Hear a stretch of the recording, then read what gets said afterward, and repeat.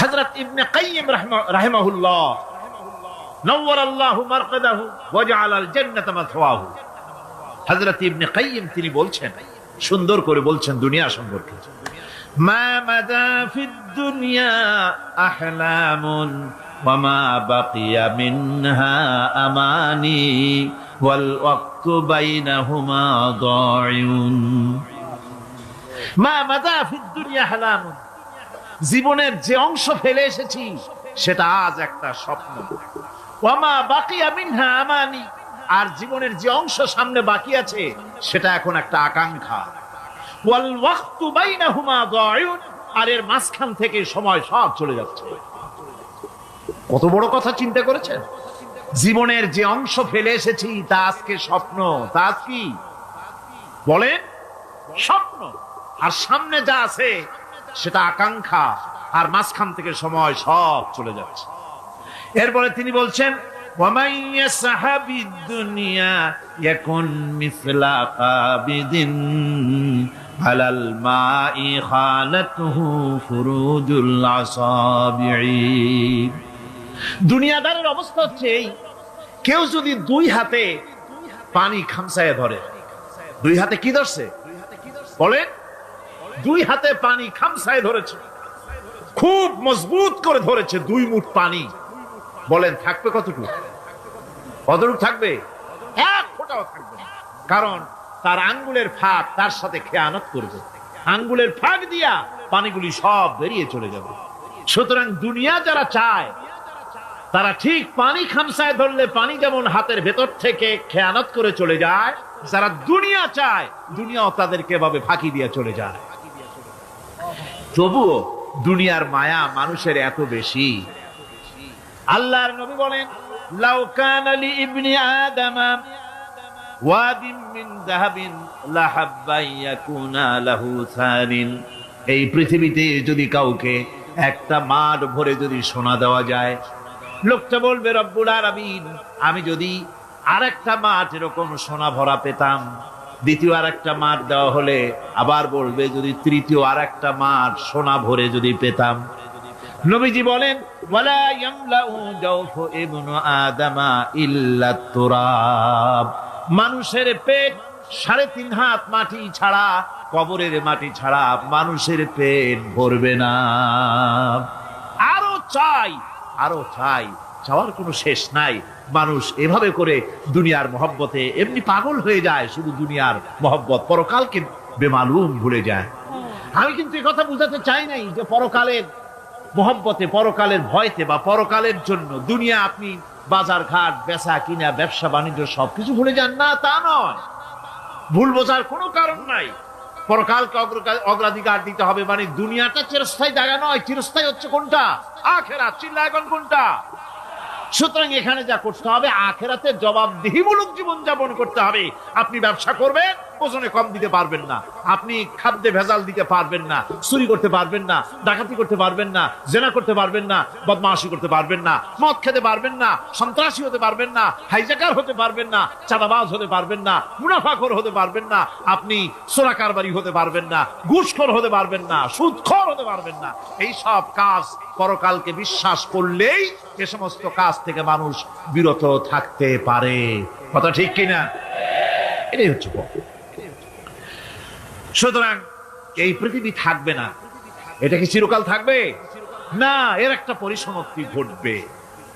যেমন করে সারা বছর লেখাপড়া করার পর কলেজে, বিশ্ববিদ্যালয়, মাদ্রাসায়, হাই স্কুলে, সব জায়গায় সারা বছর লেখাপড়া করার পর যেমন পরীক্ষা দেওয়ার একটা দিন আসে, সারা বছর ব্যবসা করার পর হিসাব নিকাশ করার যেমন একটা সময় আসে,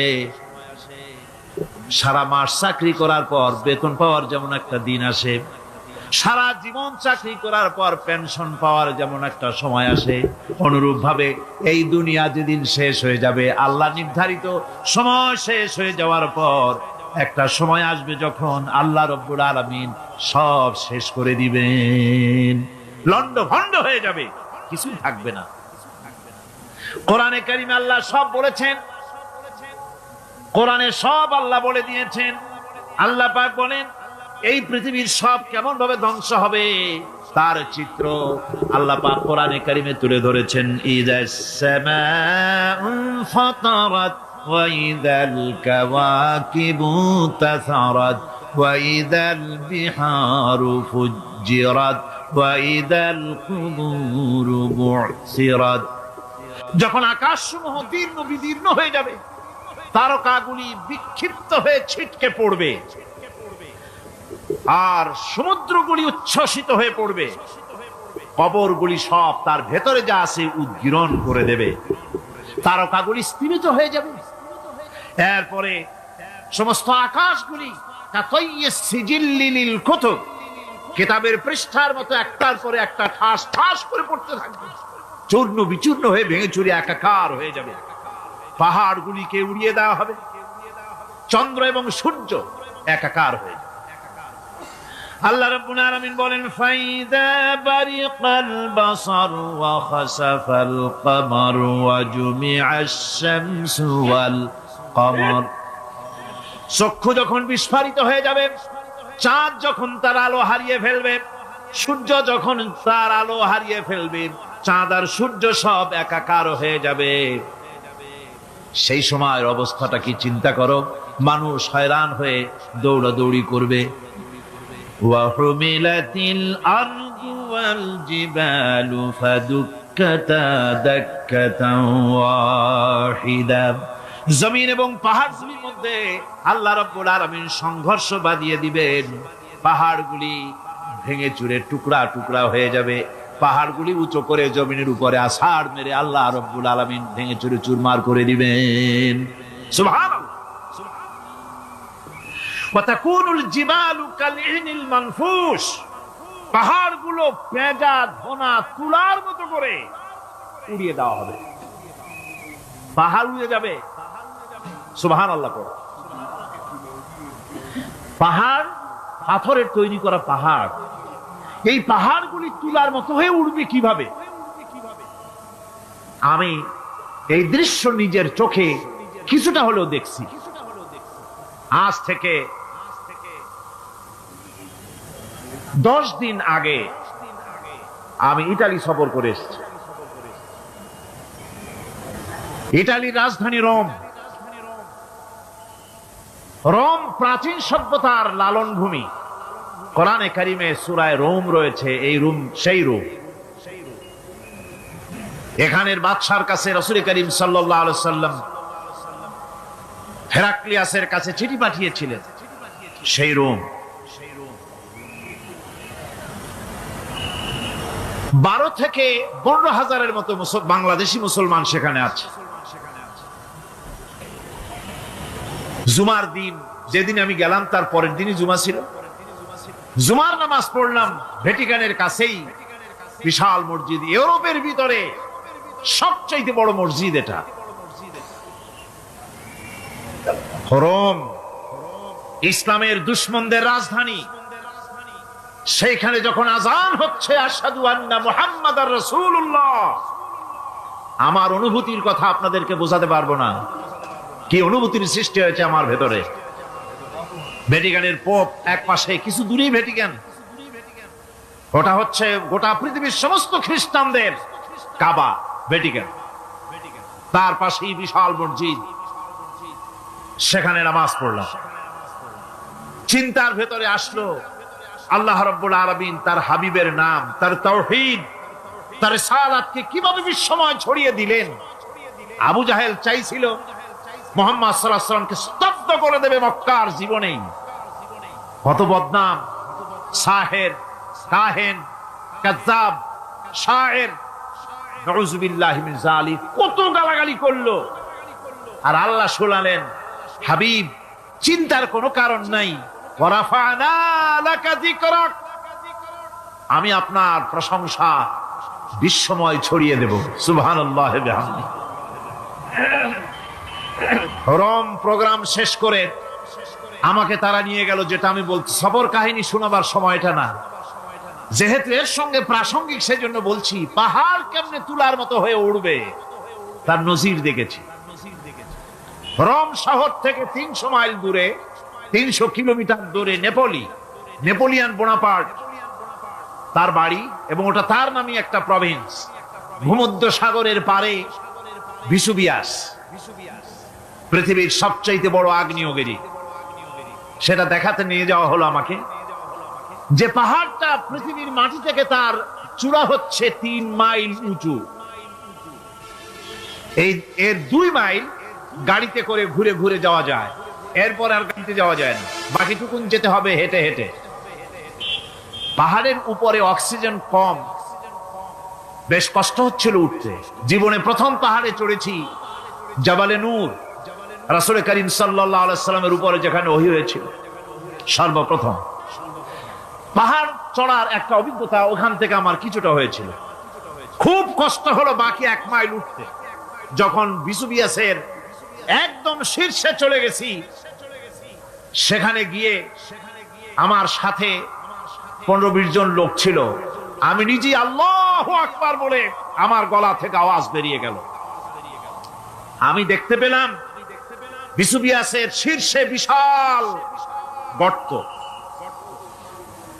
আমার মনে হয় গর্তটা এই মাঠের 1/4 হবে।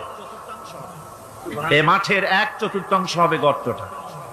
সেই গর্তটার গভীরতা হচ্ছে 1.5 কিলোমিটার। একজন হাত দিয়ে আমাকে বলল যে খুব গরম লাগে ধোঁয়াগুলি। ওখানকার লোকেরা বলল যে ভেতরে এখনো আগুন আছে, তবে সুপ্ত, যে কোনো মুহূর্তে আবার তা জাগ্রত হতে পারে। আমরা সেখান থেকে নেমে এলাম। একটু কিছু দূর গিয়েই সেখানে হলো পম্পেই শহর। এই পম্পেই শহরটা হচ্ছে ঈসা আলাইহিস সালামের জন্মের 2000 বছর আগে এই শহর তৈরি হয়। ঈসা আলাইহিস সালামের জন্মের 179 বছর পর ভূমিকম্প হয়। সেই ভূমিকম্পে গোটা পম্পেই শহরটা পৃথিবীর মানুষের চোখের আড়াল হয়ে যায়, ধ্বংস হয়ে যায়, মাটির তলায় ভরাট হয়ে যায়। আজ থেকে 200 বছর আগে মাটি খনন করতে গিয়ে এই শহর আবিষ্কৃত হয়। পুরা শহরটা খুঁড়ে তারা বের করেছে। 180 হেক্টর জমিনের উপরে এই বিশাল শহর। ঘুরে ঘুরে দেখলাম, গাড়ি চলে না সেখানে, পায়ে হেঁটে দেখতে হলো। প্রশস্ত রাস্তা। আজ থেকে 4000 বছর আগের মানুষেরা রাস্তা বানাতে জানতো পাথর দিয়ে, এবং রাস্তার দুধারে তাদের ছিল ফুটপাথ, পানির ব্যবস্থা, নগরায়নের সব রকমের সুযোগ সুবিধা। তারপরে সেখানে বিচারালয়, এরপরে দোকানপাট, বাজার ঘাট, সবকিছুর ব্যবস্থা রয়েছে। বিশাল বিশাল পাথরগুলি দিয়ে পিলার তৈরি করা। ভাবলাম এই পিলারগুলি, এই পাথরগুলি তারা কিভাবে ক্রেন ছাড়া এত উপরে উঠালো কি করে, আমার মাথায় আসলো না। পাথর কেটে কেটে সুন্দর সুন্দর অঙ্কন শিল্প তারা করেছে। এরপরে ঘুরতে ঘুরতে বাদশার রাজার বাড়িতে গিয়ে ঢুকলাম। সেখানে গিয়ে দেখলাম উলঙ্গ এত মূর্তি পাথরের তৈরি করা। পাথর কেটে কেটে দেওয়ালে যৌন মিলনের এমন কোন অশ্লীল ছবি নাই যা তারা সেখানে তৈরি করে নাই। উলঙ্গ মূর্তি আর উলঙ্গ যৌন মিলনের অসংখ্য ছবি দিয়ে এই এলাকা ভরা। তখন আমি বুঝলাম আল্লাহর গজব হওয়ার কারণটা কি, এই শহরটা মাটির নিচে ভরাট হয়ে যাওয়ার কারণটা কি। আল্লাহ পাক জেনা ব্যভিচার যে দেশে বেশি হয় আল্লাহ পাক বরদাস্ত করে। দুশ্চরিত্র যে দেশের মানুষ দুশ্চরিত্র হয়ে যায়, জেনা ব্যভিচার বেশি হতে থাকে, আল্লাহ হরক করে দেন, গজব দেন। এই গজব এক এক সময় এক এক রকমের হয়ে আসে। কখনো মাটির নিচে দাবায় দেয়, কখনো মহামারী, কোন দেশে কলেরা, কোন দেশে জলোচ্ছ্বাস, কোথাও ভূমিকম্প, আর সর্বশেষ এই জেনা ব্যভিচারের জন্য আল্লাহ পাকের চূড়ান্ত এই যৌনতার অশ্লীলতার জন্য চূড়ান্ত গজব বর্তমান বিশ্বের জন্য এইডস। আল্লাহ পাক এই গজব দিয়েছে। বন্ধুগণ, আমি সেই জায়গা, আমি সেখানে যা দেখলাম যে আল্লাহ পাক পাহাড়গুলিকে কিভাবে উড়াবেন, এটা অস্বীকার করার কোনো উপায় নাই। বিশ্বাস তো করতামই। তবে হযরত ইব্রাহিম আলাইহিস সালাম যেমন বলেছিলেন, রব্বি আরিনি কাইফা তুহিল মাউতা, আয় আল্লাহ তুমি মরাকে চিন্তা করবা কেমনে। আল্লাহ পাক বলেন, আওয়ালাম তুমিন, তুমি বিশ্বাস করো না? ইব্রাহিম আলাইহিস সালাম বললেন, বালা, অবশ্যই বিশ্বাস করি, ওয়ালাকিন লিয়াতমাইন্না কলবি, যদি চোখে দেখতাম তাহলে আমার অন্তরাত্মা খুব ঠান্ডা হতো। আল্লাহ রাব্বুল আলামিন চোখে দেখায় দিলেন জিন্দা কেমনে মুর্দা হবে, মুর্দা কেমনে জিন্দা হবে, আল্লাহ দেখায় দিলেন। পাহাড় উড়ায় দিবেন আল্লাহ রাব্বুল আলামিন। একথা কলিজার মধ্যে এটার উপর ঈমান বিশ্বাস, কিন্তু আল্লাহ চোখে দেখাইছেন, ঈমান আরো মজবুত হয়েছে, যা ছিল আরো মজবুত হয়েছে। সুবহানাল্লাহ। আল্লাহর ভয়তে কলিজা কেঁপেছে। আমি পাহাড়ের উপরে কেঁদেছি, যার যার হয়ে কেঁদেছি।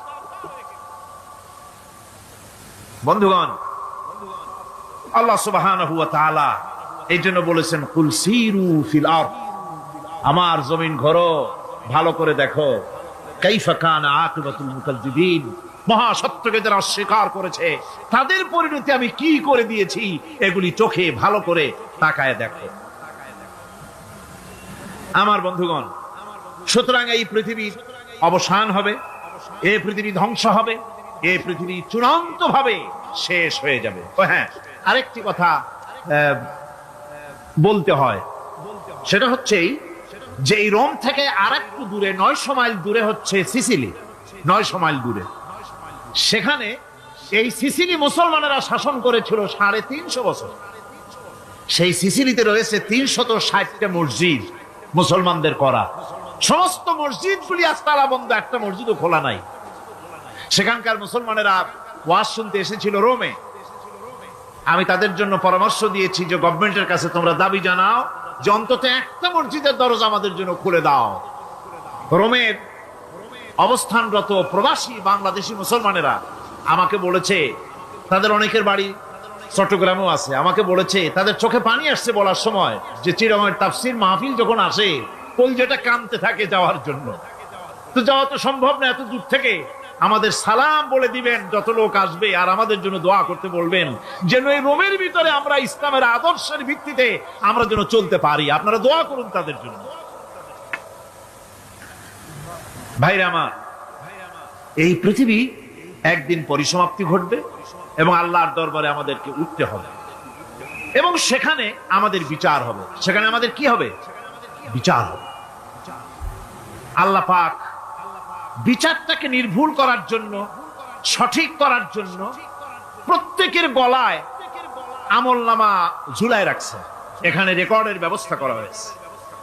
আল্লাহ পাক বলছেন ওয়া কুল্লা ইনসানিন আলজামনাহু তাইরাহু ফি উনুকিহি ওয়া নুখরিজু লাহু ইয়াওমাল কিয়ামাতি কিতাবান ইয়ালকাহু মানশুরা।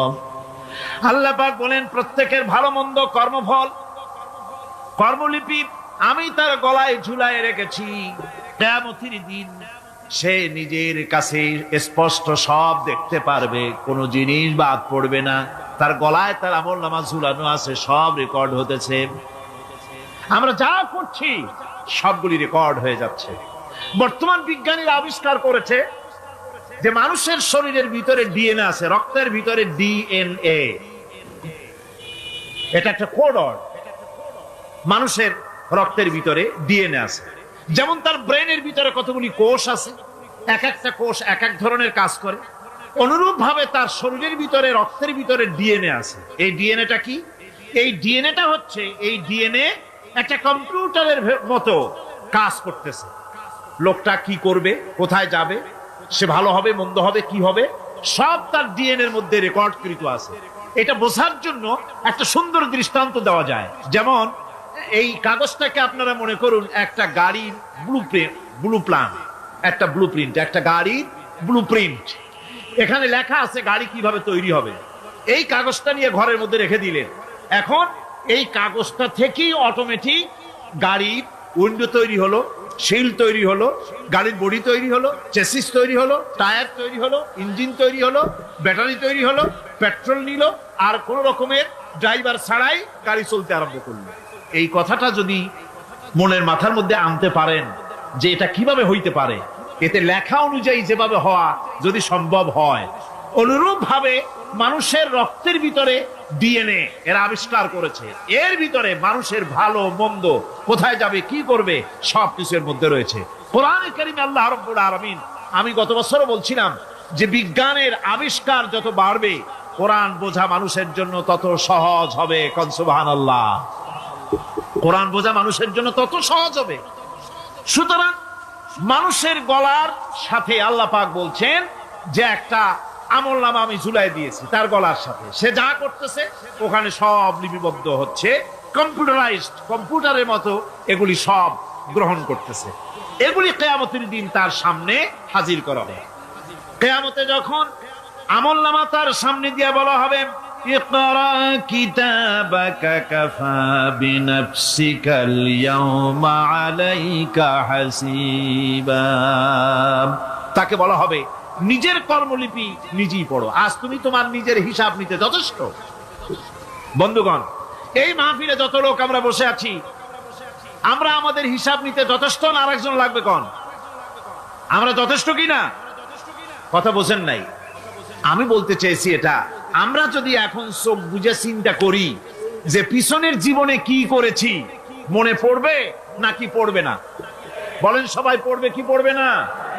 ছোটবেলায় কবে পায়ের নিচে কাঁটা ফুটেছিল, কবে কোথায় আছাড় খেয়েছিলেন, কবে কার বেল, তাল, আম, কাঁচা আম চুরি করে খেতে গিয়ে কিল খেয়েছিলেন, তারা খেয়েছিলেন, তাকে এখন মনে নাই? আছে। তাহলে কিল, ওই তাল বেল চুরি করতে গিয়ে যে কিলটা খাইছিলেন সেটাও মনে আছে, ভালো মন্দ সব মনে আছে। তাহলে কোন হোটেলের রুমে কি করছিলেন, কোন স্কুলে কোন কলেজে কি করছিলেন, তারপরে জীবনে ছোট বড় ঘটনাগুলি সব বুঝতে মনে পড়বে না? এবার হিসাব করেন, মনে যদি পড়ে এবার হিসাব করেন আপনি জান্নাতি না জাহান্নামী। আপনি আপনার নিজের হিসাব নেওয়ার জন্য যথেষ্ট। তাকে হিসাব করতে বলা হবে, তোমার হিসাব, তোমার নিজের হিসাব নেওয়ার জন্য তুমি যথেষ্ট, তোমার হিসাব তুমি নিজেই করো, এটা পড়ো। আর সেই কিয়ামতের দিন কোনো সাহায্যকারী মিলবে না। লান তানফাকুম আরহামুকুম ওয়ালা আওলাদুকুম ইয়াউমাল কিয়ামাহ। লান তানফাকুম, কিয়ামতের দিন কোনো ফায়দা হবে না, অবশ্যই কোনো ফায়দা হবে না, কোনো উপকারে আসবে না। কিয়ামতের দিন তোমার সন্তান, তোমার স্ত্রী, তোমার মাল, তোমার সম্পদ কোনো উপকারে আসবে না। কিয়ামতের ময়দানে সেদিন সব তোমার সাথে বিচ্ছেদ করবে, সব পালায় যাবে। সেখানে উৎকোষেরও কোনো কারবার নাই যে ঘুষ টুস দিয়া, ফেরেশতাদের কোন রকম বুঝবাজ দিয়া, আলাদা কোনো চোরাগলি পথ দিয়া একেবারে ফুট করে ভেসতে চলে যাবেন, এমন কোনো সুযোগ নাই।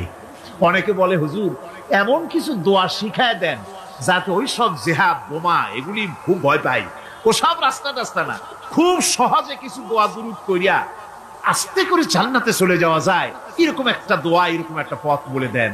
আমি বলি, ভাই এরকমের কোন চোরাগলি আমার রাসূল আবিষ্কার করতে পারেন নাই, আল্লাহর পয়গম্বরের ওই ধরনের কোন পথ আবিষ্কার করতে পারেন নাই। সেখানে কিয়ামতের দিন কাউকে উৎকোষ গ্রহণ করার কেউ নাই, উৎকোষ দেওয়া যাবে না। আর উৎকোষ দিবেন এবার কি? আপনার কাছে কিছু নাইও, থাকলেও নেওয়ার কেউ নাই। এই দুনিয়ায় ফাঁকিবাজি করে বহুত কিছু করা যায়, কিন্তু কিয়ামতের মাঠে এগুলি কিছুই চলবে না। আল-ইয়াওমা লা ইয়ানফা'ু মালুন ওয়ালা বানুন, কিয়ামতের দিন ধন, সন্তান, সন্ততি আর সম্পদ কোনো কাজে লাগবে না। সেদিন শুধু আমল যদি ভালো হয় কাজে লাগবে, আমল খারাপ হবে সব শেষ হয়ে যাবে। আল্লাহ রাব্বুল আলামিন নবীজিকে ডেকে বলেছেন, নবী আপনি বলেন, কুল মা কুনতু বিদআম মিনার রাসূল, আপনি বলুন আমি কোন নতুন রাসূল নই, আমার আগে অনেক নবী রাসূল পৃথিবীতে এসেছেন, তারা বিদায় হয়ে গেছেন। আমি জানি না কিয়ামতের দিন আল্লাহ রাব্বুল আলামিন আমার সাথে কি ব্যবহার করবেন, আর আমি এও জানি না যে কোরআনে কারীমের মধ্যে আল্লাহ পাক এই পৃথিবীর বুকে যারা আরামের টাটকা সুখগুলি, আরামগুলি যারা বর্জন করে আল্লাহ রাব্বুল আলামিনকে বিশ্বাস করে যারা জীবন পরিচালনা করেছে, আল্লাহ পাক তাদের জন্য জান্নাত রেখেছেন এবং তাদের জন্য বলছেন, সাবিকু ইলা মাগফিরাতিম মির রাব্বিকুম ওয়া জান্নাতিন আরদুহা কাআরদিস সামাই ওয়াল আরদ উইদ্দাত লিল্লাযীনা আমানু বিল্লাহি ওয়া রাসূলিহি। আল্লাহ পাক বলেন, প্রতিযোগিতা করো আল্লাহর মাগফিরাত কামনার জন্য আর জান্নাতে যাওয়ার জন্য প্রতিযোগিতা করো, আল্লাহর রহমত পাওয়ার জন্য সৎ কাজের প্রতিযোগিতা করো, তাহলে আল্লাহ রাব্বুল আলামিন তোমাদেরকে ক্ষমা করবেন আর তোমাদের জন্য এমন জান্নাত দিবেন যেই জান্নাত আকাশের বিশালতার জমিনের বিশালতার মতো। এই বিরাট জান্নাত তোমাদেরকে দিবেন। এই জান্নাত চিরস্থায়ী সুখ এবং শান্তি জায়গা হবে। মাসালুল জান্নাতিল্লাতী উইদাল মুত্তাকুন ফিহা আনহারুম মিন মাইন গায়রি আসিলিন ওয়া আনহারুম মিন লাবানিন লাম ইয়াতাগায়্যার তা'আমুহু। আল্লাহ পাক বলছেন জান্নাত আল্লাহ পাক ওয়াদা করেছেন মুত্তাকিদের জন্য। আল্লাহ পাক জান্নাত দিবেন যে জান্নাতের ভিতরে রয়েছে মধুর প্রস্রবণ, রয়েছে দুধের প্রস্রবণ, রয়েছে সেখানে স্বচ্ছ পানির প্রস্রবণ রয়েছে। এই সুন্দর জান্নাত ঝর্ণা ধারা আল্লাহ পাক সৃষ্টি করেছেন, বাগ বাগিচা দিয়ে ভরে রেখেছেন জান্নাত। সেই জান্নাত হবে এয়ার কন্ডিশন, রোদ্রের তাপ হবে না সেখানে, রোদ্রের খরতাপ হবে না সেখানে, ঠান্ডার প্রচন্ডতা থাকবে না। কিরকম হবে জায়গাটা? আল্লাহ পাক বলছেন মুত্তাকিনা আলাল আরাইকি লা ইয়ারাউনা ফিহা শামসান ওয়ালা জামহারিরা ওয়া দানিয়াতান আলাইহিম যিলালুহা ওয়া যুল্লিলাত কুতুফুহা তাযলিলা। আল্লাহ পাক এমন জান্নাত রেখেছেন, সেই আল্লাহ পাক সেই জান্নাতের ভিতরে জান্নাতীরা ঠেস লাগায়া মুখোমুখি অবস্থায় তারা সেখানে বসবে, আর জান্নাতীদের মনের মধ্যে কোনো দুঃখ থাকবে না, পেরেশানি থাকবে না। পৃথিবীতে মানুষের দুঃখ থাকে, পেরেশানি থাকে, সেখানে কোনো দুঃখ আর পেরেশানি থাকবে না।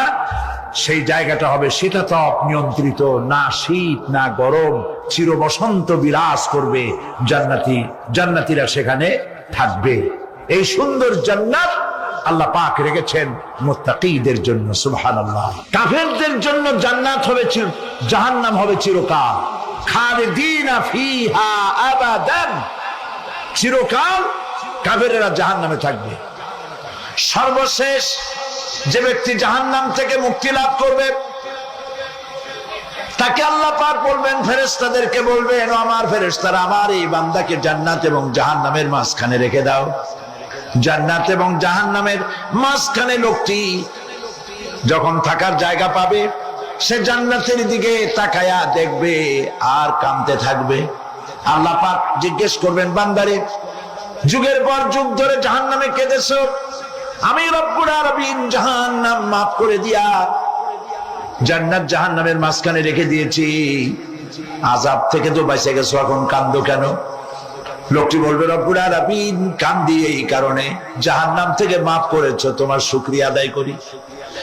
জান্নাত তো আমার কপালে নাই, কিসমতে নাই, কিন্তু জান্নাত আমি এখান থেকে দেখতে পাচ্ছি।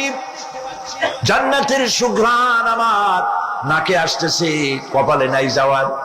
আমি কাঁদি এই জন্য, তুমি যদি মেহেরবানি করে আমাকে জান্নাতের দরজার কাছে একটু দাঁড় করায় দিতা, প্রাণ ভরে তোমার জান্নাতের দৃশ্যটা একটু দেখতাম।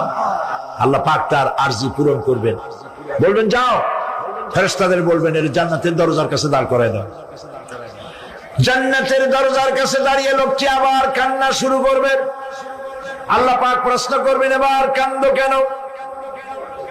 লোকটি বলবে, রব্বুল আলামিন কান্দি এই কারণে, জান্নাতের এই দরজায় দাঁড়ায়া জান্নাতের অফুরন্ত নেয়ামত কিছুই ভালো করে দেখা যায় না, শুধু অল্প জায়গা দেখি।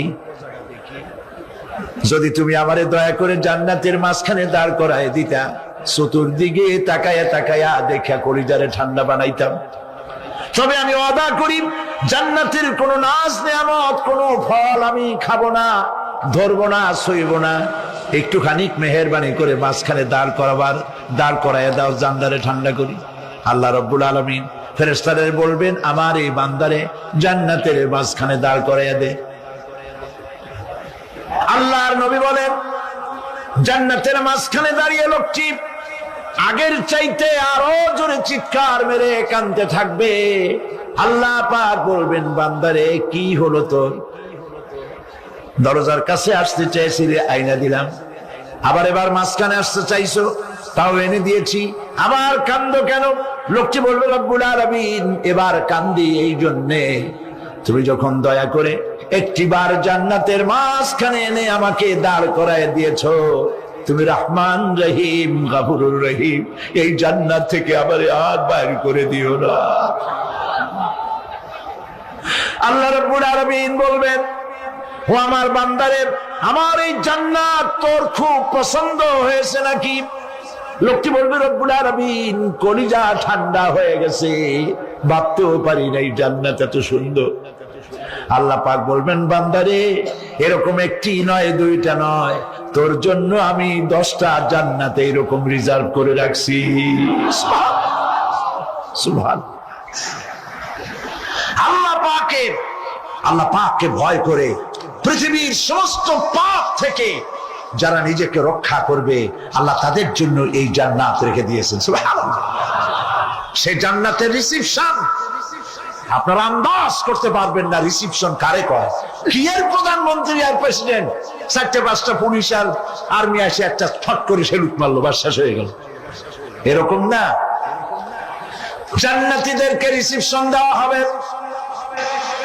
জান্নাতীরা যখন আল্লাহর হুকুমে জান্নাতের দিকে যেতে লাগবে, আর যখন জান্নাতের কাছে চলে যাবে, আল্লাহ রাব্বুল আলামিন শোনায় দিচ্ছেন, হাত্তা ইযা জাউহা ফুতিহাত আবওয়াবুহা ওয়া ক্বালা লাহুম খাযানাতুহা সালামুন আলাইকুম তিবতুম ফাদখুলুহা খালিদিন।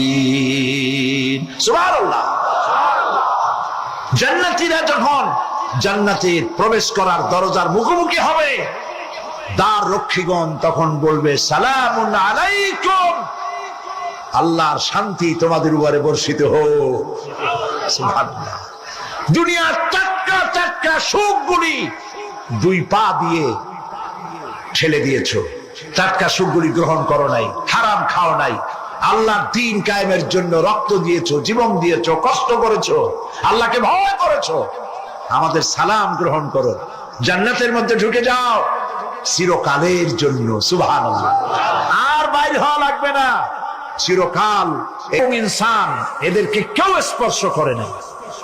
কিরকম তারা?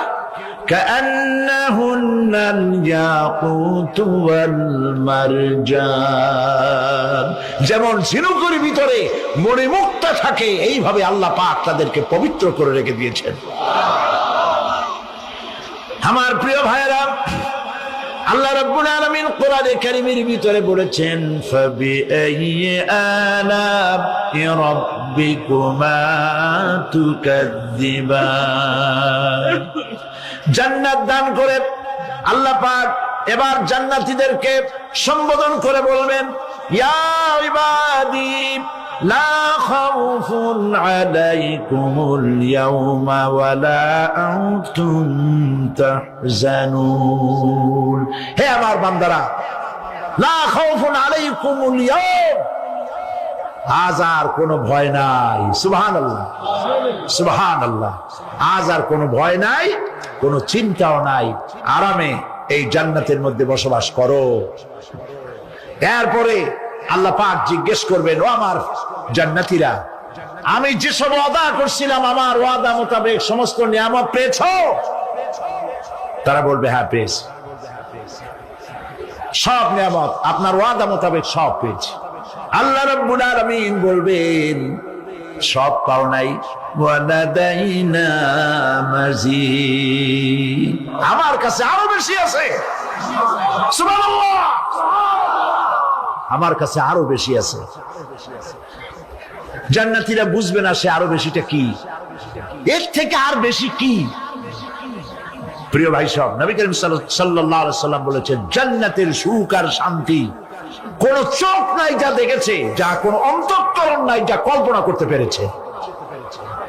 এই জান্নাত মুত্তাকিদের জন্য আল্লাহ রাখছেন। সুবহানাল্লাহ। জান্নাতীরা ভাবতেও পারবে না সেই নিয়ামতগুলি কি। প্রিয় ভাই সব, সেই মুহূর্তে আল্লাহর নবী মুহাম্মদুর রাসূলুল্লাহ সাল্লাল্লাহু আলাইহি ওয়াসাল্লাম বলবেন, রব্বুল আলামিন, আমার উম্মতেরা জান্নাতীরা বুঝতে পারে নাই আপনার কাছে কি নিয়ামত আরো বেশি আছে। আমার এই উম্মতেরা জান্নাতীরা আপনার ওয়াদা মোতাবেক সব পেয়েছে, কিন্তু একটি জিনিস এখনো তাদের কিসমতে হয় নাই। সেই জিনিসটা হলো, যারা তার রবকে না দেখে শুধু কোরআন আর হাদিসের কথা শুনে আরবের ঘুম হারাম করে তাহাজ্জুদের নামাজ আদায় করেছিল, চোখের পানি ফেলেছিল, যারা জান্নাত দেখে নাই, জাহান্নাম দেখে নাই, আপনাকে ভয় করে যারা জীবন পরিচালনা করেছিল, যারা আপনাকে দেখে নাই, না দেখে শুধু কোরআন হাদিস বিশ্বাস করে যারা অকাতরে নিজেদের জীবন বিলায় দিয়েছিল, এই জান্নাতীরা এখন পর্যন্ত তার রবকে দেখতে পারে নাই। আল্লাহ রাব্বুল আলামিন তার সামনে থেকে ৭০,০০০ পর্দা সরে যাবে। আল্লাহ পাক বান্দাদের আরজি পুরা করার জন্য জান্নাতীদের সামনে তিনি জালোয়া ফরোজ হবে। কোরআন শরীফের ভিতরে আল্লাহ পাক বলেন, জান্নাতীরা তারা আল্লাহর দিকে, জান্নাতীরা তার রবের দিকে তাকিয়ে থাকবে, আর রব তার বান্দাদের দিকে তাকায়া থাকবে। প্রাণ ভরে জান্নাতীরা রবকে দেখবে, সুবহানাল্লাহ, আল্লাহ পাককে দেখবে। প্রাণ খুলে আজ দোয়া করি, রব্বুল আলামিন, জান্নাতের যেই পরিবেশে, যেই জায়গায় তুমি দয়া করে তোমার গোলামদেরকে তুমি নিজেই দর্শন দিবে, দেখা দিবে। মনিব গো, ও আমাদের রব, আজ এই বিশাল জনসমুদ্র নিয়ে তোমার দরবারে আবেগ ভরা কণ্ঠে বলি, যেই অনুষ্ঠানটি তুমি এমন মুবারক অনুষ্ঠান করবে যেখানে তুমি জান্নাতীদেরকে দেখা দিবে, ওই জান্নাতের কোনো একটি, ওই অনুষ্ঠানের কোনো একটি কোনায় কানায় আমাদেরকেও দাঁড় করাইয়া দেখান তুমি।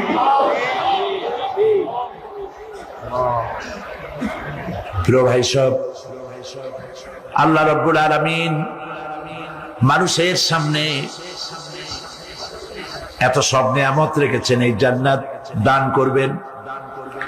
এরপরে আল্লাহ রাব্বুল আলামিন কোরআনে কারীমের মধ্যে বলেছেন, রব্বিস সামাওয়াতি ওয়াল আরদি ওয়া মা বাইনাহুমার রাহমানি লা ইয়ামলিকুনা মিনহু খিতাবা।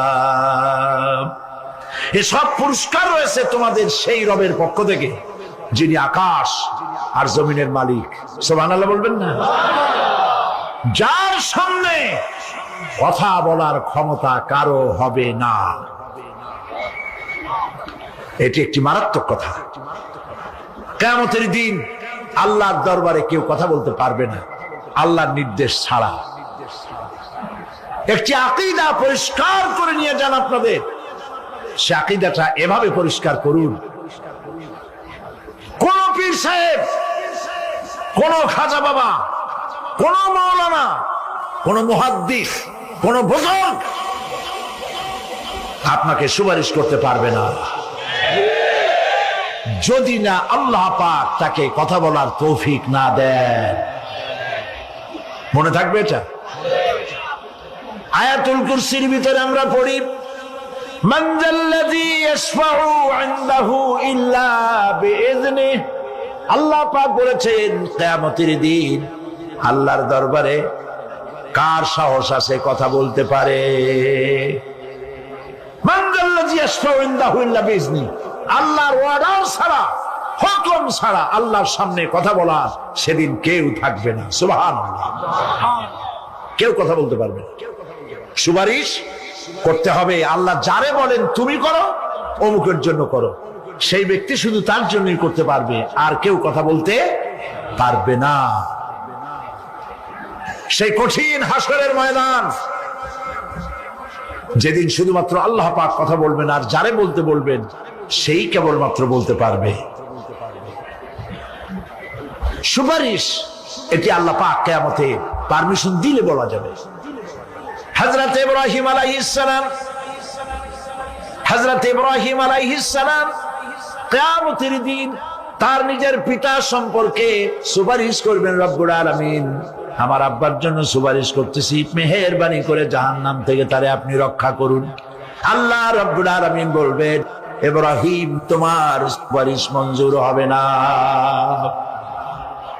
প্রিয় ভাই সব, একটু মাথা খাটান, চিন্তা করেন।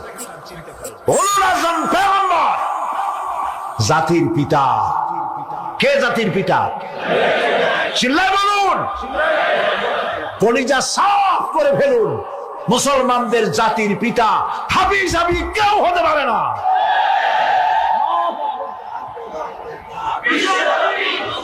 মিল্লাতা আবিকুম ইব্রাহিম, ইব্রাহিম আলাইহিস সালাম এই মিল্লাতের পিতা। সুবহানাল্লাহ। হযরত ইব্রাহিম আলাইহিস সালাম কিয়ামতের দিন বলবেন, আল্লাহ আমার আব্বার জন্য সুপারিশ করছি। আল্লাহ পাক বলবেন, মঞ্জুর হবে না। আসর তোমার পিতা হতে পারে, কিন্তু আমার খলিলকে আগুনে ফেলার জন্য নমরুদকে সে সহযোগিতা করেছে, আমি তোমার পিতাকে ক্ষমা করব না। নবী করিম সাল্লাল্লাহু আলাইহি সাল্লামকে সাহাবায়ে কেরাম জিজ্ঞেস করেছেন, হে রাসূল, আপনার আব্বা এবং আম্মার অবস্থা কি হবে? নবী করিম সাল্লাল্লাহু আলাইহি সাল্লাম কেঁদে ফেলেছেন, সাফ বলেছেন, আমি তাদের কোনো উপকারে আসব না। আল্লাহু আকবার। আপনি মনে করছেন নাকি যে ইয়া নবী সালাম আলাইকা বলি অমনি নবী সুপারিশ পাবেন? এত সহজ। কতগুলা রসগোল্লা খাইলেন আর বড় একটা মিছিল করলেন আর অমনি চলে যাবেন? পৃথিবীর সব মানুষ, সাহাবায়ে কেরাম বাদ দেন, পৃথিবীর সমস্ত মানুষ একত্রিত হয়ে আবু তালেব রাসূলুল্লাহকে যে ভালোবেসেছেন, ওর 1000 ভাগের 1 ভাগও সারা দুনিয়ার মানুষ রাসূলুল্লাহকেই ভালোবাসতে পারবে? পারবে? নিজের ছেলে আলীকে, আলী রাদিয়াল্লাহু তাআলা আনহুকে আলাদা বিছানায় শোয়াইয়া, ছোট্ট মানুষ হযরত আলী আলাদা জায়গায় রাখিয়া মুহাম্মদুর রাসূলুল্লাহ সাল্লাল্লাহু আলাইহি ওয়াসাল্লাম এতিম মানুষ তারে কলিজার সাথে বুকের মধ্যে আশ্রয় দিয়ে আগলে রেখেছেন বুক ভরে। সেই আবু তালেব মৃত্যুর সময় নবী করিম সাল্লাল্লাহু আলাইহি ওয়াসাল্লাম বলেছিলেন, চাচা একটি বার আমার কানে তাওহীদের কালেমা শোনায় দেন। আবু তালেব, তার কিসমতে ছিল না কালেমা। মরে যাওয়ার পর একজন সাহাবী বলেছিলেন, ইয়া রাসূলুল্লাহ, মৃত্যুর সময় আবু তালেবের মুখ আমি নড়তে দেখেছি, তিনি কালেমা পড়েছেন সম্ভবত। রাসূলুল্লাহ সাফ বলেছেন, আমি শুনি নাই। এত ভালোবাসার পরেও হাদিস শরীফে এসেছে আবু তালেব জাহান্নামে যাবে। কোথায় যাবে? জাহান্নামে। সবচাইতে কম আযাব হবে কার?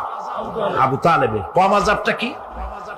হাদিস শরীফে এসেছে কম আযাব হলো জাহান্নামের আগুন দিয়ে এক জোড়া জুতা তৈরি করে আবু তালেবের পায়ে পরিয়ে দেওয়া হবে। সেই জাহান্নামের আগুনের তৈরি করা জুতার তাপে আবু তালেবের মাথার ঘিলুগুলো টকবক করে বউ পড়তে লাগবে। এত ভালোবেসে যদি কিয়ামতে উপায় না হয়, আপনি ইয়া নবী সালাম আলাইকা, ইয়া রাসূল সালাম আলাইকা, আর কতগুলো জিলাপি খাইলেন, বড় একটা মিছিল করলেন। প্রিয় ভাই সব, এইসব বেদাত ছাড়ুন, এগুলি সুস্পষ্ট বিদআত। রাসূলুল্লাহকে ভালোবাসবেন, সাহাবীরা যেভাবে ভালোবেসেছেন ওইভাবে ভালোবাসবেন। আল্লাহ রাব্বুল আলামিন বলেন, যালিকাল ইয়াউমুল হক ফামান শাআ আত্তাখাযা ইলা রাব্বিহি মাআবা। এই দিনটি অবশ্যই আসবে, সেদিনটি নিশ্চিতভাবে আসবে। আর এখন যার ইচ্ছা সে তার রবের দিকে অগ্রসর হোক। ইন্না أنذرناكم عذابا قريبا يوم ينظر المرء ما قدمت يداه ويقول الكافر يا ليتني كنت ترابا إنا أنذرناكم عذابا قريبا খুব নিকটবর্তী একটি আযাব সম্পর্কে আমি তোমাদেরকে সতর্ক করে দিলাম। কে বলতেছেন? আল্লাহ পাক। লক্ষ্য করুন আল্লাহ কি বলছেন, খুব নিকটবর্তী একটি কঠিন শাস্তি আযাব অর্থাৎ কিয়ামত, এ সম্পর্কে আমি তোমাদেরকে সতর্ক করে দিলাম। ইয়াউমা ইয়ানজুরুল মারউ মা কদ্দামাত ইয়াদা, সেদিন প্রত্যেকটি লোক যা সে পাঠিয়ে দিয়েছিল এখানে অর্থাৎ যা করেছিল সেগুলি সে দেখতে পাবে। আর তখন وَيَقُولُ الْكَافِرُ يَا لَيْتَنِي كُنتُ تُرَابًا, সেই কিয়ামতের ময়দানে অবস্থা দেখে কাফেররা বলবে, আহারে মানুষ না হইয়া যদি মাটি হইয়া যেতাম, যদি মাটি হতাম, যদি মানুষ না হয়ে না জন্মতাম, আজ এই হাসরের ময়দানে এইখানে এই বিচারের মুখোমুখি হতাম না, মাটি হইলে বরং অনেক ভালো হতো। এই পৃথিবীতে আমরা এসেছি, চলে যাব, যাওয়ার আগে এই কোরআন একটি বিশাল জনগোষ্ঠী এমন বানাতে চেয়েছে যে জনগোষ্ঠী এই কোরআন দিয়ে একটি বিশাল সমাজ গড়বে, রাষ্ট্র গড়বে, এমন রাষ্ট্র গড়বে যেই রাষ্ট্রে দুঃখ থাকবে না, অশান্তি থাকবে না, যেখানে সুখ থাকবে, সমৃদ্ধি থাকবে, আর কিয়ামতের দিন আল্লাহর জান্নাতে তারা চলে যাবে। তেমন একটি সমাজ কি আমরা চাই? সবাই বলেন সেরকম একটি সমাজ কি আমরা চাই? প্রিয় ভাই সব, কিয়ামতের দিন আমরা যেতে চাই জান্নাতে। কোথায় যেতে চাই বলেন? জোরে বলেন। এই জান্নাতে যাওয়ার জন্য দুইটা কাজ করতে হবে। কয়টা কাজ? আল্লাহ রাব্বুল আলামিন বলেন, ফামান কানা ইয়ারজু লিকাআ রাব্বিহি ফালইয়ামাল আমালান সালিহান ওয়া লা ইউশরিক বিইবাদাতি রাব্বিহি আহাদা। আল্লাহ পাক বলেন, যে বাজারা আমার সঙ্গে দেখা করতে চায় কিয়ামতে, দুইটা কাজ করা লাগবে। বলেন কয়টা কাজ? একটা হলো নেক আমল। কি আমল বলেন? নেক আমল। নেক আমল কারে বলে? নেক আমল করতে হলে আবার দুইটা শর্ত লাগে। এক নম্বরে কাজটা করতে হবে আল্লাহরে খুশি করার জন্য। কারে খুশি করার জন্য? একটা মাদ্রাসা বানাইছি যাতে লোকেরা বলে যে বড় একটা মাদ্রাসা বানাইছে, এই জন্য মাদ্রাসা বানাবেন, মসজিদ বানাবেন, হসপিটাল বানাবেন, যা কিছু করেন নিয়ত হবে আল্লাহকে খুশি করা। নিয়ত হবে কারে খুশি করা? আল্লাহ পাককে খুশি করা। এই হলো নেক আমলের প্রথম শর্ত, কাজ হবে আল্লাহকে খুশি করার জন্য। দুই নম্বরে কাজটি হতে হবে সুন্নতে নববী সাল্লাল্লাহু আলাইহি ওয়াসাল্লামের উপরে। মনে থাকবে, দাড়ি রাখবো। কেন রাখবো? রাসূলের সুন্নাত। রাখবো কারে খুশি করার জন্য? আল্লাহকে খুশি করার জন্য। রাখবো কার মতো? রবীন্দ্রনাথের মতো, কার্ল মার্কসের মতো, কবির মতো নয়। রাখতে হবে কার মতো? নবীর মতো। বুঝে নেন, কাজটা হতে হবে আল্লাহকে খুশি করার জন্য। দুই নম্বরে কাজটা হতে হবে সুন্নতে নববী সাল্লাল্লাহু আলাইহি। ভয় করবো কারে বলেন? মহব্বত আল্লাহ ছাড়া এত বেশি মহব্বত আর কাউকে করব না। আল্লাহ তাআলা আমাদের কলিজায় তোমার ভয় এবং মহব্বত দিয়ে ভরে দাও। রাসূলের মহব্বত দিয়ে আমাদের দিলকে ভরে দাও। বিশ্বাস করুন ভাই সাহেব, কোরআন শরীফ আমার সামনে, বিশ্বাস করুন, দেশি পীর বিদেশি পীর, খাজা বাবা দেশি এবং বিদেশি, কেউ আপনার ভাগ্য বদলাই দিতে পারবে না।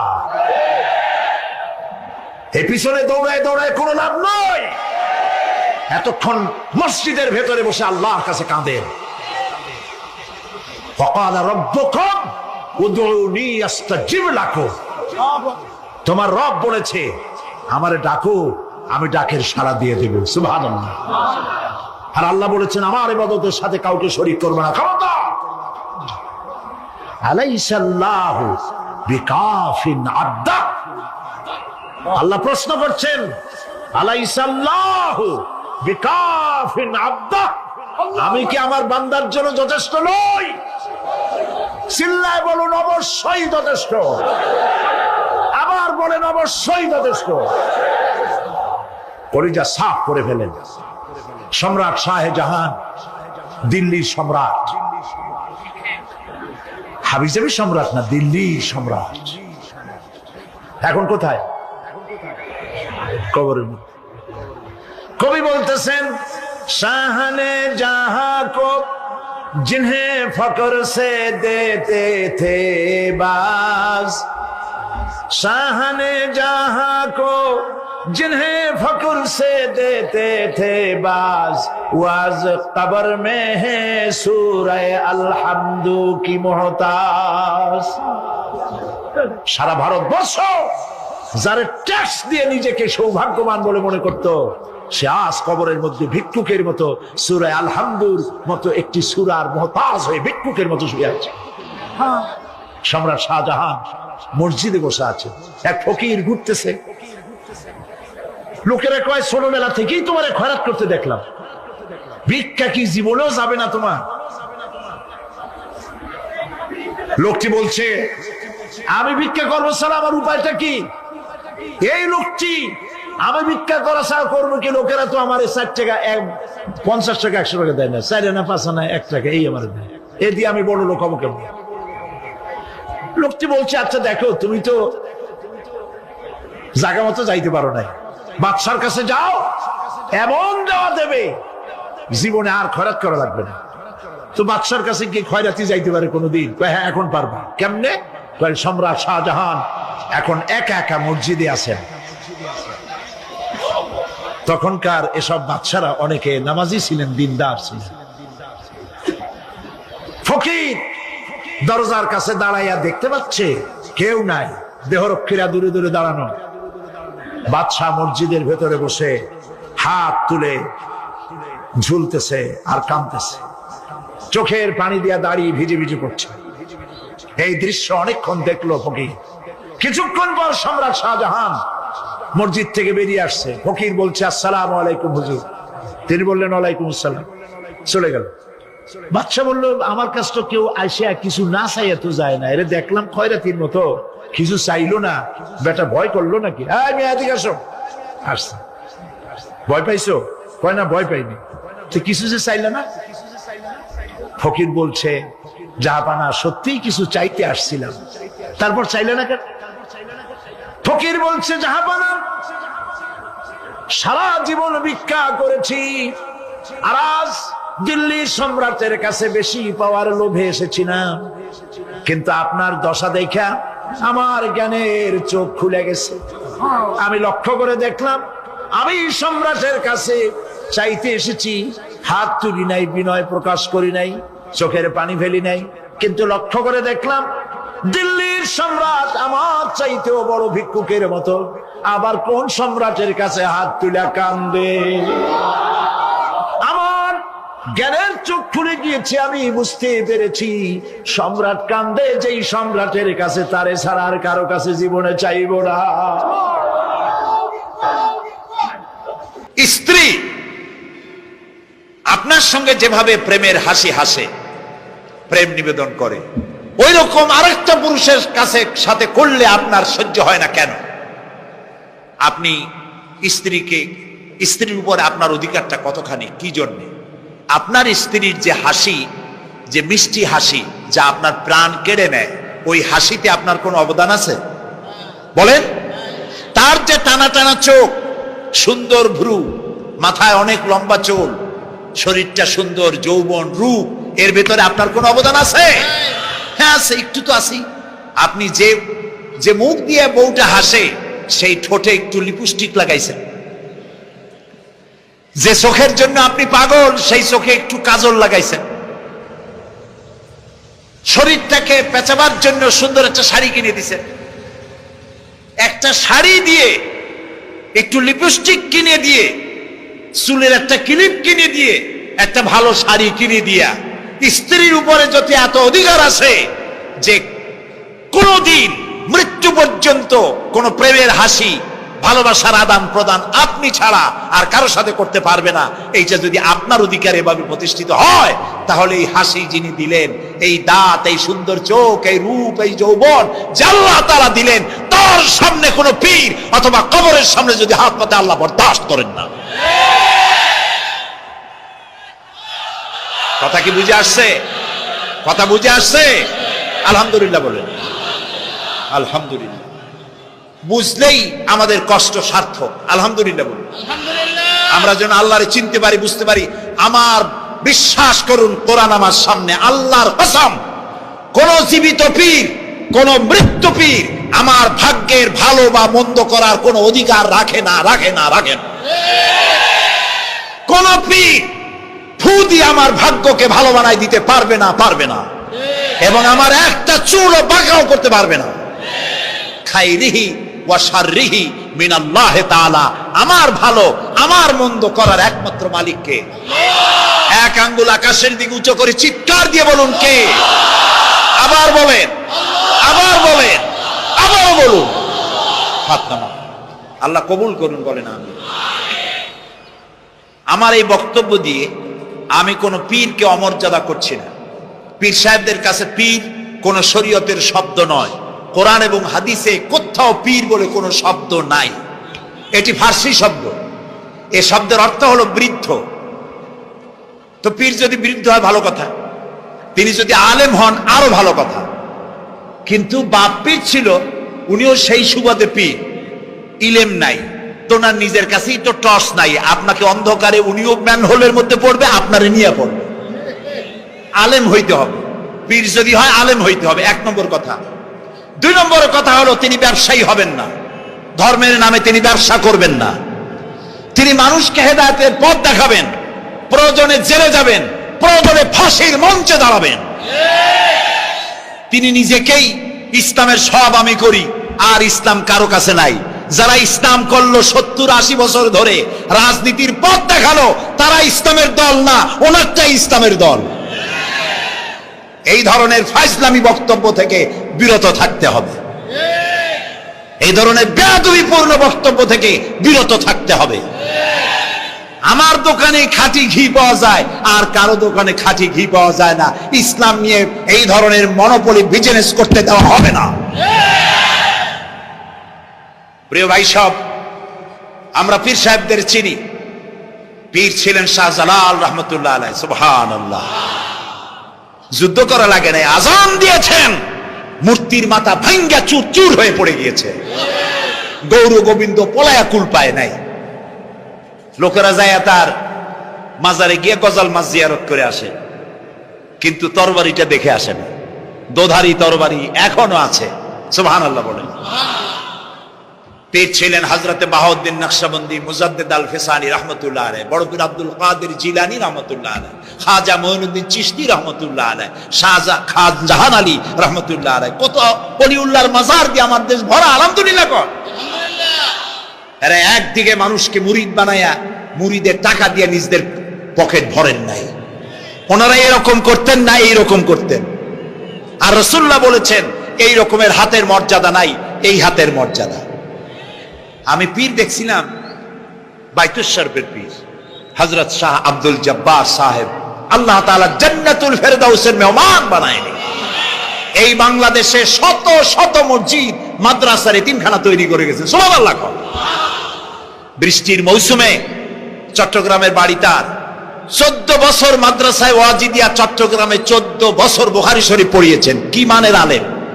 খালি পীর না, মুরিদরা যত টাকা দিত, এই টাকা দিয়ে বড় বড় মাদ্রাসা মসজিদ করেছেন। আর বৃষ্টির সময় সাথী সঙ্গী নিয়ে বস্তি এলাকায় যেতেন, পলিথিন দিয়া ছাওয়া, বাচ্চা আর তার স্বামী নিয়ে কাতরায় এক কোনায় বসে আছে, খাবার নাই, চাউল নাই, অসুস্থ। তাদের চাউল দিয়ে আসতেন, তাদের রান্না করার শাকসবজি দিয়ে আসতেন, ওষুধ দিয়ে আসতেন, হাড়ি পাতিল দিয়ে আসতেন।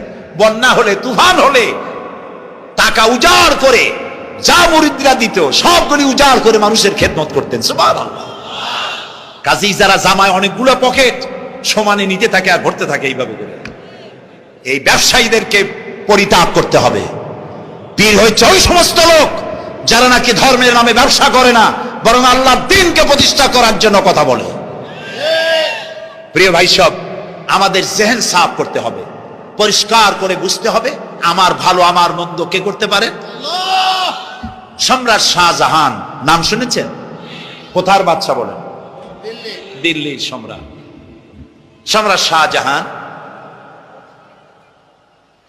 পৃথিবী জোড়া নাম তার। কবি বলছেন, শাহনে জাহাं को जिन्हें फख्र से देते थे बाज वाज कब्र में है सूरह अलहम्दु की मोहताज। যে শাহজাহানকে কর দিয়া ট্যাক্স দিতে পারলে জনগণ নিজেদেরকে গৌরবান্বিত বলে মনে করত, সেই শাহজাহান কবরে শুয়ে আছে সূরা ফাতিহার মুহতাজ হয়ে আছে। সুবহানাল্লাহ। যদি কেউ আমার কবরের কাছ থেকে হেঁটে যাইতো আর একটু সূরা ইখলাস পড়ে সবরে সানি করতো, আমি কিছু পাইতাম। আহারে, এই এতিম ফকির হয়ে শুয়ে আছে। এক ফকির দিল্লি ঘুরতেছে, একজন বলছে, ভাই তোমারে তো খয়রাত করে দেখতেছি আমি সেই ছোটবেলা থেকে, খালি তুমি খয়রাত করো। একটা জিনিস আপনারা মনে রাখবেন, গরিব, আজকে যারা গরিব পরিশ্রমের মধ্য দিয়ে কালকে তারা ধনী হতে পারে, কিন্তু যারা ভিক্ষুক, যারা ভিক্ষা করে, জিন্দেগিতে কোনোদিন তারা বড় হতে পারবে না। ভিক্ষা করা যাদের অভ্যাস, জীবনেও বাড়ি করতে পারবে না, জীবনেও ধনী হইতে পারবে না, কিন্তু গরিব ধনী হইতে পারবে। কারণ হলো আল্লাহর কাছে দুইটা বৈধ জিনিস অত্যন্ত ঘৃণিত। কয়টা? একটা হলো তালাক, আর একটা হলো ভিক্ষাবৃত্তি, মানুষের কাছে চাওয়া। আল্লাহ পছন্দ করেন না। তো ভিক্ষুক ঘুরতেছে, একটা লোক বলল, মিয়া তোমার তো সারা জীবনই খরচ করতে দেখি। খরচ করবো না, করবো কি? যার কাছে যাই সে দেয় 4 আনা 2 আনা 1 টাকা, এর বেশি তো দেয় না। তেই দিয়ে আমি কেমনে বড় লোক? কয় যে তুমি বাদশারে চোখে দেখো না, বাদশারে চোখে দেখো না। কয় বাদশার কাছে কি আমার মতো লোক যাইতে পারে নাকি? কল না, যাইতে হবে, যাও। বাদশা একবার যাবা, এমন দেওয়া দেবে জীবনে আর তোমার খরচ করা লাগবে না। পাতি শিয়ালের পিছনে ঘুরে তো লাভ নাই। পাতি শিয়ালে খায় মুরগি, তোমার একটা ঠ্যাং দেবে, দাঁতের খেলালের কাজ হবে না। বাঘের পিছনে ঘোরো, বাঘে খায় গরু আর হরিণ, একটা রান দিলে তুমি 1 সপ্তাহ খাইতে পারবে। কাজে ঘুরতে গিয়েও বোঝা উচিত কার সাথে ঘুরে। তো বলছে বাদশার কাছে যাও। তো বাদশারে পাবো কই? কই তো দেখলাম কেবল মসজিদে ঢুকলো। তারপরে ফকির গিয়ে দাঁড়ায় আছে বারান্দায়, দেখে যে উনি বাদশা ভেতরে বসে হাত তুলে আছে ভাবে, আর চোখ দিয়ে পানি পড়ে দাড়ি ভিজে ভিজে পড়তেছে। নামাজ শেষ করে, মোনাজাত শেষ করে বাদশা বেরিয়েছে। কোন বাদশা? শাহজাহান। বাইরে আসার পর ফকির বলল, আসসালামু আলাইকুম বলে ফকির রওনা করছে।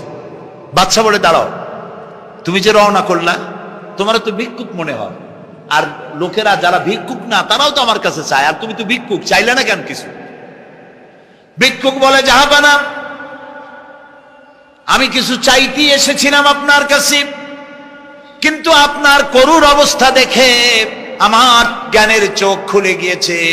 আমি দেখতে পেলাম আমি যার কাছে চাইতে এসেছি, আমি তো কান্দি না, হাতও পাতি নাই। যার কাছে চাইতে আসতাম দিল্লির সম্রাট, আবার কোন সম্রাটের কাছে হাত পেতে ভিক্ষুকের মতো কি জানি চায়, আর চোখ দিয়া পানি পড়ে দাড়ি ভিজে ভিজে পড়ছে। আমার জ্ঞানের চোখ খুলে গেছে, দুনিয়ার বাদশার কাছে আর চাইবো না। বাদশা কান্দে যে বাদশার কাছে, তার কাছেই চাইবো। প্রিয় ভাই সব, এই জন্যে জিহেন সাফ করে ফেলুন। দুনিয়ার কোন মানুষের জন্য, মানুষের কাছে নয়, কোন কবরে নয়, কোন কারো কাছে নয়, আল্লাহ তাআলার কাছেই আমরা নামাজের মধ্যে ঘোষণা করেছি, ইয়াকা না'বুদু ওয়া ইয়াকা নাস্তাঈন।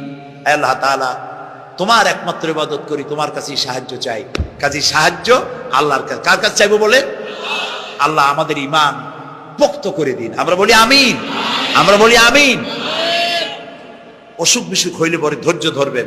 অনেক মানুষ আছে জ্বর হইলে কয় যে এত নামাজ পড়ি, খালি জ্বর আমারই হয়, এত রোজা রাখি, ভালো ভালো কাম করি, আমার ছেলের অসুখ মোটে সারি। এই জাতীয় কথা বলবেন না। মুমিনের পায়ে যদি কাঁটাও ফোটে, সওয়াব থেকে খালি নাই। ধৈর্য ধরতে হবে। কাঁটা ফুটছে, বলেন ইন্না লিল্লাহ। আজাবান লিল মুমিন, মুমিনের জন্য বড়ই আশ্চর্য ব্যাপার। বিপদ হইলেও শুকর আদায় করে, আর সুখে থাকলেও শুকর আদায় করে, সুবহানাল্লাহ বিহামদিহি। বিপদ আসলে সে বলে ইন্না লিল্লাহি, বলেন ইন্না লিল্লাহি ওয়া ইন্না ইলাইহি রাজিউন। আর যখন শান্তি আসে বলে আলহামদুলিল্লাহ। দুই অবস্থায় তার জন্য নিয়ামত আল্লাহর তরফ থেকে সে পায়, আলহামদুলিল্লাহ। প্রিয় ভাই সব, তো আল্লাহর উপর ঈমান আনার জন্য কয়টা শর্ত বলছি না? এই যে প্যাচ লেগে গেছে, কয় যে 3টা। আল্লাহর উপর ঈমান আনার জন্য শর্ত কয়টা? 4টা। 4টার বলছি কয়টা? 2টা। আরেকটা হচ্ছে আল্লাহর কুদরত এ বিশ্বাস করা। আল্লাহর কুদরত মানে শক্তি। আল্লাহর কিসে বিশ্বাস করবেন বলেন জোরে? শক্তি। আকাশ এবং জমিনের শক্তিশালী কে? কিন্তু আমার দেশের জনগণ, কিছু কিছু রাজনীতিবিদরা বলে জনগণই নাকি সকল ক্ষমতার, সকল শক্তির উৎস। কি পাগল! তুমি ক্ষমতার উৎস? নাকের মধ্যে ময়লা, দাঁতে ছাতা, পেটের মধ্যে দুর্গন্ধ ভরা, ক্ষমতার উৎস? আশ্চর্য কথা। এই যে ক্ষমতার উৎস, হাজার হাজার লোক এখানে বসা, 2টা ভাউয়া ব্যাংক যদি 2 কোণা দিয়ে ঢোকে, ভাউয়া ব্যাংক চেনেন? বিগ সাইজের ব্যাংক, 2টা যদি দুই দিক দিয়ে ঢোকে লাফাইতে লাফাইতে, সামনে যারা আছে এমনি লাফাবে। অন্তত টঙ্গী তামিরুল মিল্লাত মাদ্রাসা ছাড়াইয়া তারপরে ফিরে তাকায় বলবে, ভাই আমরা দৌড়াই কেন? ব্যাংকের সামনে অসহায়, বল্লা ভীমরুলের সামনে অসহায়, সাপের সামনে, বিচ্ছুর সামনে অসহায়।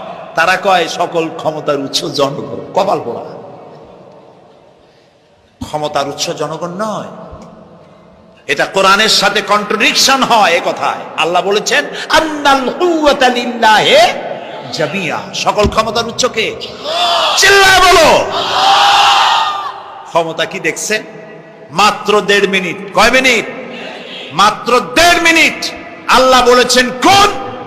সাথে সাথে তামিলনাড়ু, মালয়েশিয়া, ইন্দোনেশিয়া, থাইল্যান্ড, মালদ্বীপ, শ্রীলঙ্কা, 2 লক্ষ লোক শেষ, 1 লক্ষের খোঁজ নাই।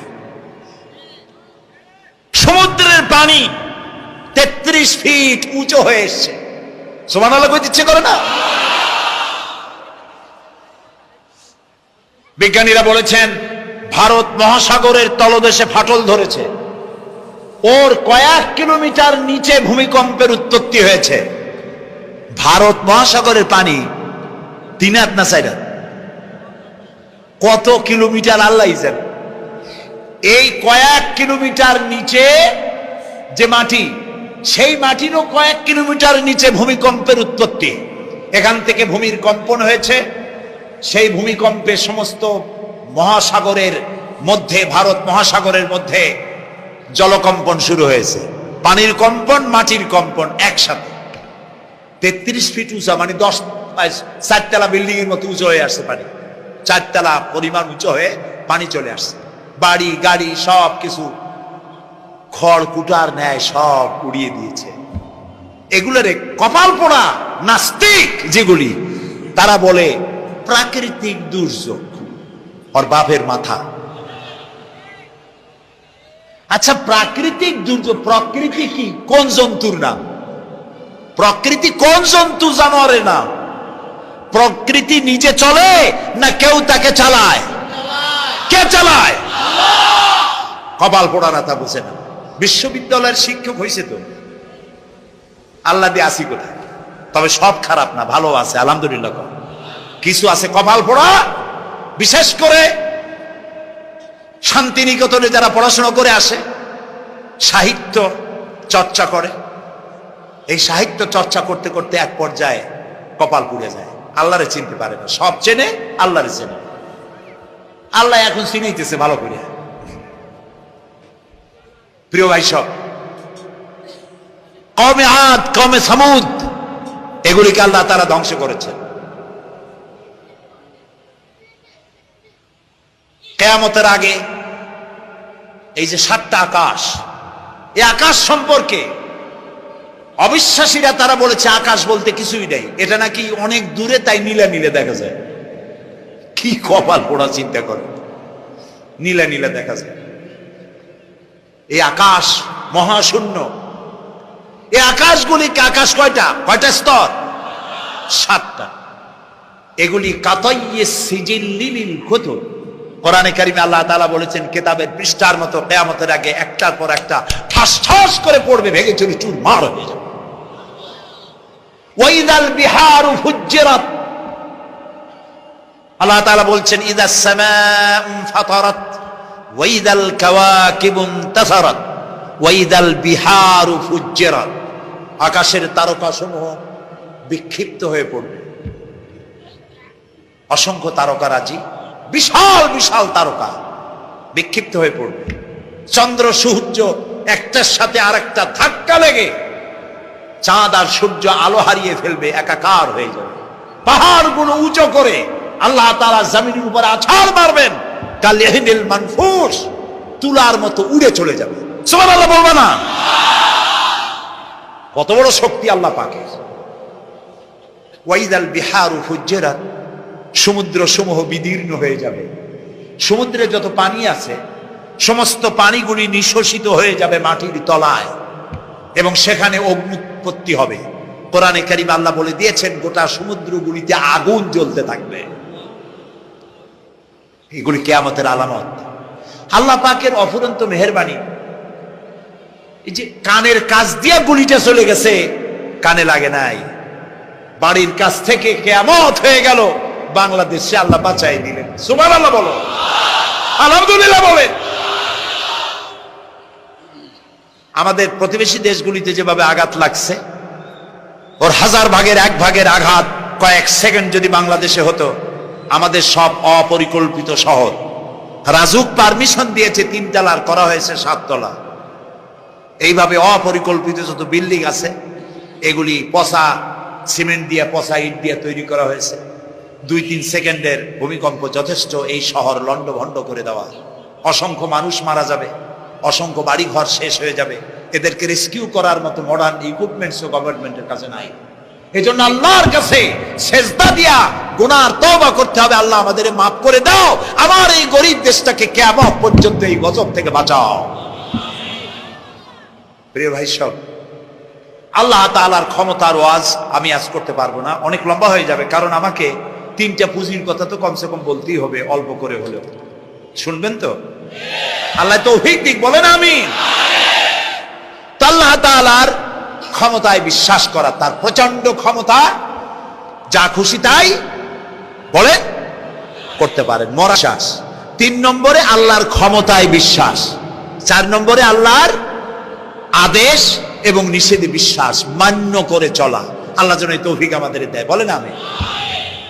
আল্লাহ রাব্বুল আলামিন দুনিয়ায় শান্তি, আখিরাতে জাহান্নাম থেকে মুক্তি দেওয়ার জন্য আল্লাহ পাক আমাদেরকে একটা ব্যবসার কথা বলেছেন। ওই ব্যবসায় পুঁজি কয়টা বলেন? 3টা পুঁজি। বলছি কয়টা? দেখেন যে কেমনি প্যাঁচ লাগে।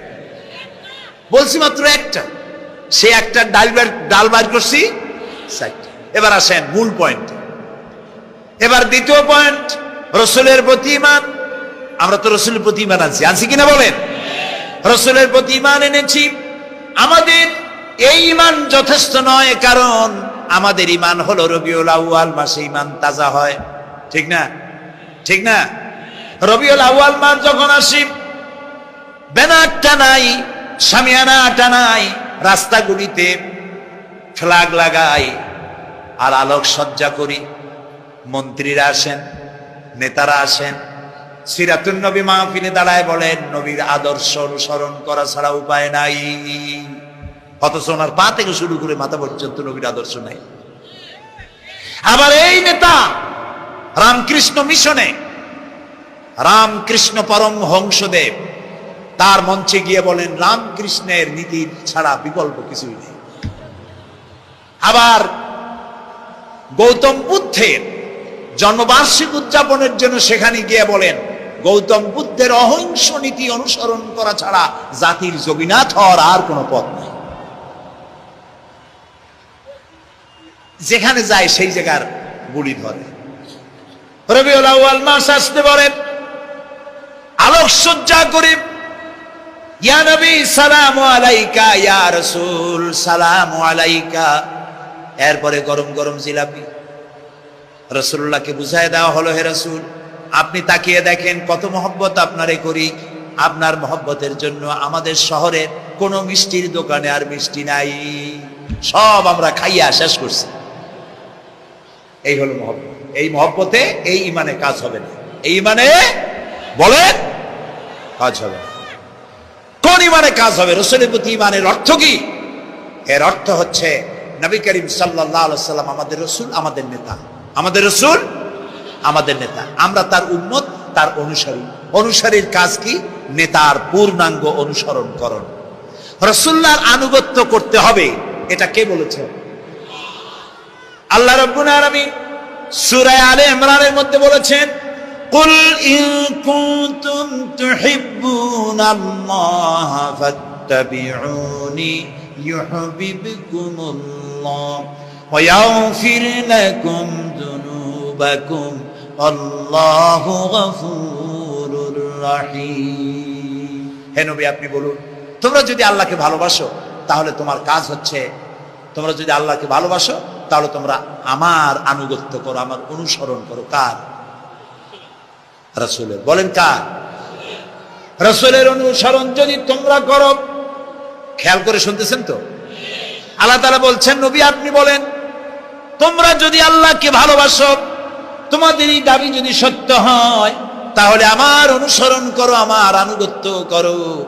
আমার অনুসরণ, আমার আনুগত্য করলে পরে তোমাদেরকে আল্লাহ রাব্বুল আলামিন ভালোবাসবেন এবং তোমাদের তামাম জিন্দেগীর সমস্ত গুনাহ খাতা আল্লাহ তাআলা মাফ করে দিবে।